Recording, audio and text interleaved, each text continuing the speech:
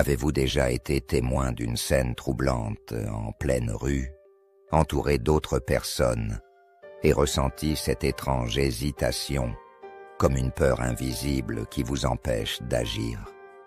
Vous vous demandez peut-être pourquoi personne ne bouge, pas même moi. Cette sensation que tant de gens ont ressentie cache un phénomène bien plus profond, un secret enfoui dans la psychologie humaine, l'effet spectateur.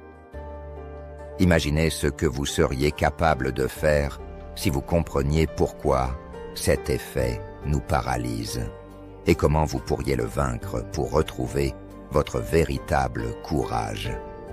Aujourd'hui, on dévoile ensemble les mystères de cet étrange phénomène.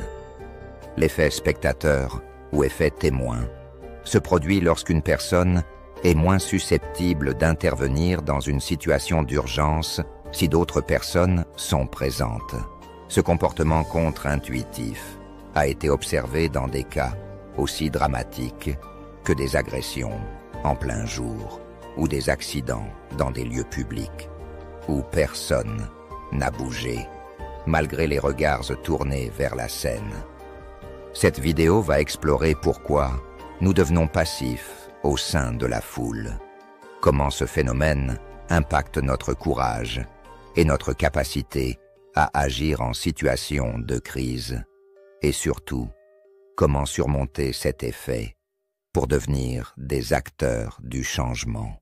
Ensemble, nous allons plonger dans des exemples saisissants, comprendre la psychologie derrière ce phénomène et découvrir comment résister à l'effet spectateur. Alors, êtes-vous prêts à ouvrir les yeux? En 1964, une jeune femme est agressée dans une rue de New York. Elle s'appelait Kitty Genovese.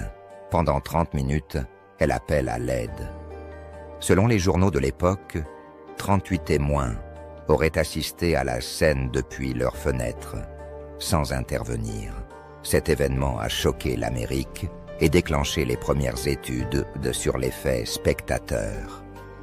Mais ce n'est pas seulement une histoire américaine. Partout dans le monde, des situations similaires se produisent, provoquant la même incompréhension. Pourtant, des analyses les plus récentes, comme celle de l'ancien détective Marc Gadot, ont révélé que cette histoire était plus complexe et que tous les témoins n'étaient pas indifférents. Malgré tout, cet événement reste un symbole puissant de l'inaction collective et a ouvert la voie à des études cruciales pour comprendre ce qui nous paralyse face à l'injustice. Pourquoi n'agissons-nous pas, même si nous savons que quelqu'un est en danger? Une des raisons pour lesquelles nous n'agissons pas dans une situation de groupe, c'est ce que les chercheurs appellent la dilution de la responsabilité. En gros, plus il y a de monde, plus chacun pense que quelqu'un d'autre va intervenir.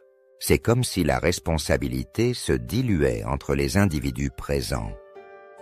Dans les années 60, des chercheurs en psychologie sociale, comme John Darley et Bill Latané, ont prouvé cette théorie au cours de plusieurs expériences. Dans l'une d'elles, ils ont simulé une situation d'urgence dans un laboratoire et observé que les participants étaient bien plus enclins à aider lorsqu'ils étaient seuls, plutôt qu'entourés d'autres personnes. En présence de plusieurs individus, le taux d'intervention chute de près de 75%. Ce phénomène pousse chacun à se déresponsabiliser et ainsi, personne n'agit. Une autre explication de l'effet spectateur est la peur du jugement. Dans une situation où une personne est en difficulté, nous avons tendance à nous demander ce que les autres pensent de nous si nous intervenons. Cette peur de faire mauvaise impression peut inhiber notre courage. Ce phénomène est souvent observé dans les grandes villes, comme Paris, où l'anonymat et le regard de la foule ajoutent une pression supplémentaire. Un exemple marquant en France est celui des agressions verbales dans les transports en commun. Bien souvent, personne n'intervient, de peur de devenir la cible ou de susciter des regards désapprobateurs. Les études montrent que cette inhibition sociale est accentuée dans les environnements urbains. L'effet spectateur est aussi alimenté par ce qu'on appelle couramment le comportement de conformité.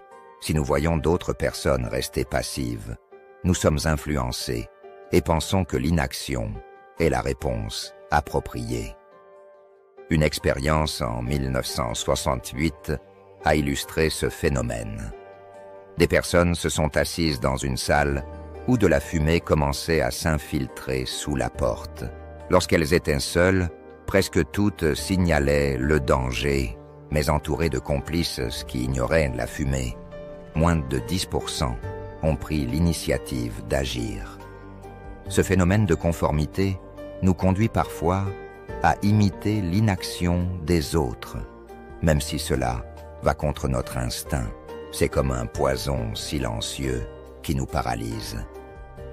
Pour résumer, l'effet de spectateur découle d'une combinaison de facteurs: la dilution de responsabilité, la peur du jugement et la conformité.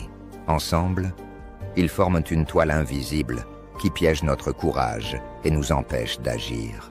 Mais maintenant, voici la vraie question. Que ferez-vous la prochaine fois que vous serez face à une situation où une personne a besoin d'aide? Serez-vous celui qui attend que quelqu'un d'autre prenne l'initiative, ou oserez-vous briser ce cycle?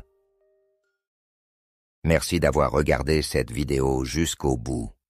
N'oubliez pas de laisser un like et de vous abonner pour soutenir notre travail. Cela nous aide énormément. Et surtout, partagez vos réflexions et en commentaire. Vos points de vue comptent et nourrissent la réflexion collective.